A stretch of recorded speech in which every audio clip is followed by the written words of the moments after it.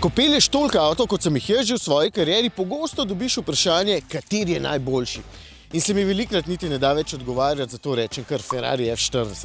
Ampak so tudi med bolj navadnimi avti pravi odličnjaki in letos je nedvomno eden najboljših BMW 520d X-Drive. Že dolgo namreč nisem peljal tako kompletnega avta, ki me v bistvu v ničemer ni razočaral. Mogoče v eni sami malenkosti, ampak jo pustim za konec. Oblika je moderna, sledi novim BMW-jevim smernicam, ampak ta je med lepšimi modeli, ker spredaj nima tako ogromne maske. In tudi ta barva je v bistvu zanimiva, se ne vidi takoj, kadar je avto umazan. Ja, kaj moja bunda.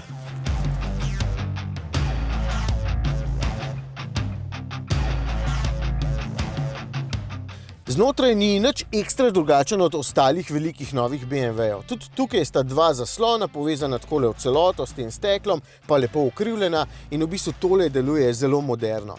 Na sistem sem se navadil in mi je zdaj ok, čeprav sem pa potreboval kar nekaj časa, da sem se navadil na te nove razporeditve funkcij v meniju.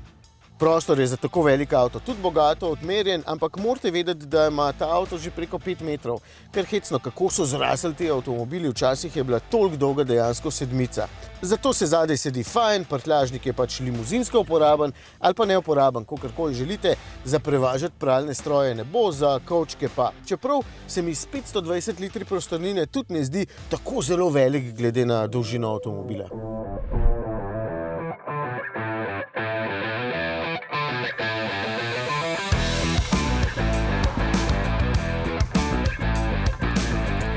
Ampak to so vse zadeve, ki jih obvladajo tudi ostale premijske znamke. Mene najbolj zanima, kako se BMW pelje, ker se vedno hvalijo ravno s tem. In moram reči, da tukaj me pa absolutno navduši. Res je težko doseči tako dober kompromis med udobjem in vozno dinamiko, kot so ga Bavarci. Če želiš samo umirjeno kruzati po avtocesti, to obvlada. Lepo čepi na cesti, udobno blaži, je fino zvočno zatesnjen, tudi motor spredaj brunda precej tiho in nežno, sproščeno gre. Tudi varčno, če znaš voziti brez močnih pospeševanj in to pomeni s porabo z lahkoto pod 6 litrov, kar je za tako velik avto naravnost fantastično. Ko želiš nekaj več, pa se prav z ničemer ne upira, čeprav tehta konkretnih 1905 kg. BMW je ena redkih znamk, pri kateri se tudi močno pozna, ko pritisneš na gumb Sport in začutiš, da je avto veliko bolj pripravljen na napad na ovinke. Da že takoj razčistimo, tole ni M2, ampak ko malo hitreje pripelješ v ovinek, čutiš, da bo držalo in predvsem čutiš, kaj se dogaja. Podvozje je vrhunsko nastavljeno, da te nič ne preseneti, če je pogon X-Drive takšen štirikolesni, pa tudi pometanja z zadkom ne bo prav veliko, čeprav se da tudi 100, kot smo videli na snegu.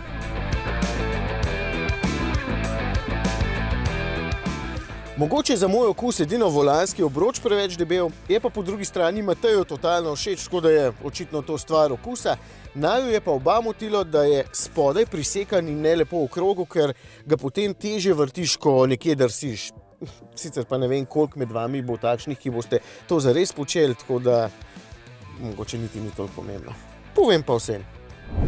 Dizelski motor se zdi že prava zgodovinska vrednost, ampak v tem avtu vidim, da še zdaleč ni za odpis.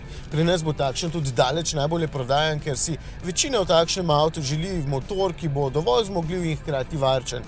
Po svoje je kar zanimivo, da si želi človek varčnosti v tako dragem avtu.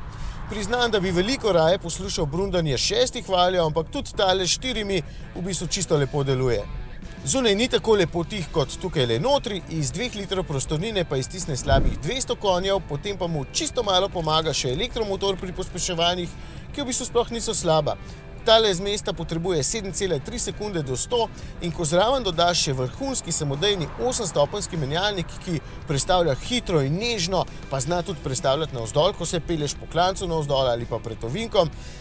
Ja, potem vidiš, da je tole res eden najboljših avtov na trgu v tem trenutku. In kaj je bila tista malenkost, ki me moti, saj ste najbrž že vsi ugotovili, da cena. Še nedolg nazaj si nisem predstavljal, da bom za avto z 2.0 motorjem mogel odšteti 100 000. In tale, sicer bogato dodatno opremo, stane 97 000 evrov.